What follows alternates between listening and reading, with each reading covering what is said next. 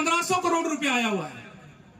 आप अगर एक करोड़ एक ब्लॉक में भी दोगे तो 5 से 6 जिलों के कम से कम 20 से ज्यादा ब्लॉक नहीं है।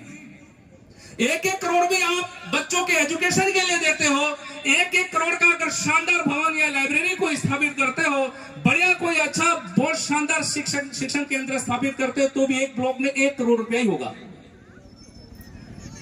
तो आपसे निवेदन है इस मंच से कि आप टीएडी के प्रमुख हैं, तो हमारे एमएलए साहब बैठे हुए हैं, इनको आप 20-20 करोड़ रुपए दे दो, तो ये अपने विधानसभा के अंदर सभी ब्लॉकों में और शेष विधानसभा और शेष इलाकों में हमारे सभी भाई मिलकर के एक बेहतर शिक्षा का शानदार केंद्र बना पाएंगे।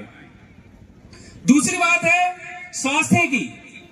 स्वास्थ्य का लेकर के भी भाइयों ने कहा था कि हमारे आजकल सबसे ज्यादा समस्या आ रही है ब्लड की।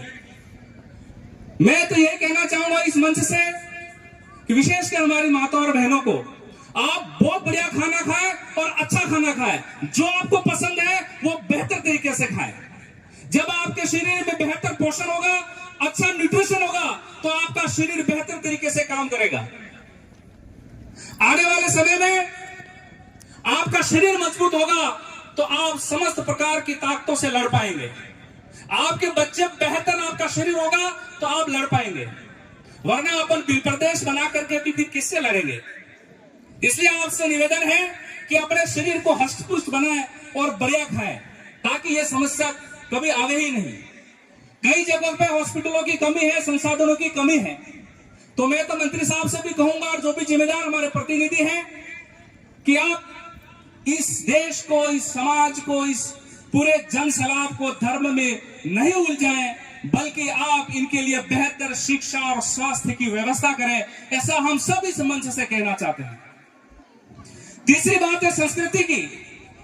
जब आपकी संस्कृति ही नहीं बचेगी, आदिवासियों की बोली, भाषा और परंपरा, उनका जो लोकगीत है, उनकी जो लोक विधा है, उनके पोशाक है, उनकी अपनी जीवन शैली है, उनका अपना जीवन दर्शन है, वो ही नहीं बचेगा तो फिर हमारा इतिहास कहां से बचेगा, आदिवासी कहां से बचेगा मेरे भाई। अब संस्कृति को मिटाने के कुत्सित प्रयास किए जा रहे हैं।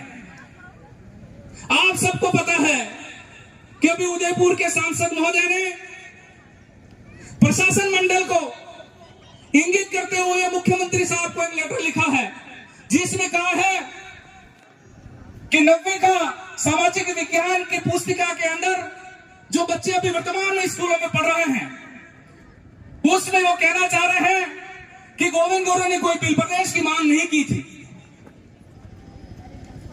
मतलब कितनी विडंबना है, चिंताजनक विषय है, दुख भी है कि आप इतने पढ़े लिखे हैं, आप एक ऐसे प्रशासनिक सेवा पद से आए हुए हैं और आपके कर कमलों द्वारा ऐसा किया जा रहा है, जो न केवल आदिवासी समाज बल्कि इस क्षेत्र में रह रहे तमाम अनुयायियों की आपने चोट करी है, उनकी भावनाओं को आहत किया है और पूरे बिल प्रदेश को और बिल समाज को आपने ललकारा है।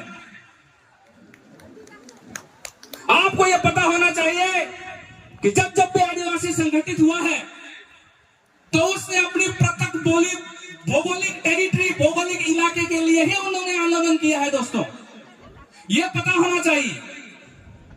स्पष्ट रूप से लिखा है कि बिलराज काम करने के लिए, पूरे देश के आदिवासियों को एक करने के लिए, उनकी संस्कृति, उनकी परंपरा और उनके अस्तित्व को बचाने के लिए भक्ति आंदोलन के माध्यम से बिलराज काम करने का संघर्ष किया गया था। यह किसे पता नहीं है। ऐसा कुत्सित प्रयास जो आपका ये दुस्साहस से हम सहेंगे नहीं, और इसके लिए आप सब बैठे हुए मेरे भाई, जितना हो सके आप अधिक से अधिक आप प्रशासन मंडल को लेटर लिखें, और हमारे तीनों विधायक साहब भी बैठे हुए हैं, सांसद जी भी हैं, आप जल्दी से एक बढ़िया लेटर लिख करके आप प्रकाशक मंडल को भेजें और मुख्यमंत्री को लिखें। हमारी तरफ से भी विरोध प्रदर्शन होना जरूरी है, बहुत ही लोकतांत्रिक तरीके से। चौथी बात है जैव विविधता की। जैव विविधता में सारा पर्यावरण आता है। आदिवासी सदियों से इस प्रकृति के बीच में जीता आया है और आदिवासी इस प्रकृति को बचाने का पूरा काम कर रहा है। तो आप सब भाइयों से निवेदन है, खैर चूंकि मेरी चिट्ठी आ गई है इसलिए मैं ज्यादा आपका समय खराब नहीं करूंगा। बच्चियां भी वेट कर रही है, अपना कला का प्रदर्शन करना है। तो मैं तो यही निवेदन करूंगा कि धीरे धीरे हमारे प्रतिनिधि भी जयपुर और दिल्ली जा रहे हैं और अधिक से अधिक संख्या में आप और ऐसे होनहार हमारे प्रतिनिधियों को पढ़े लिखे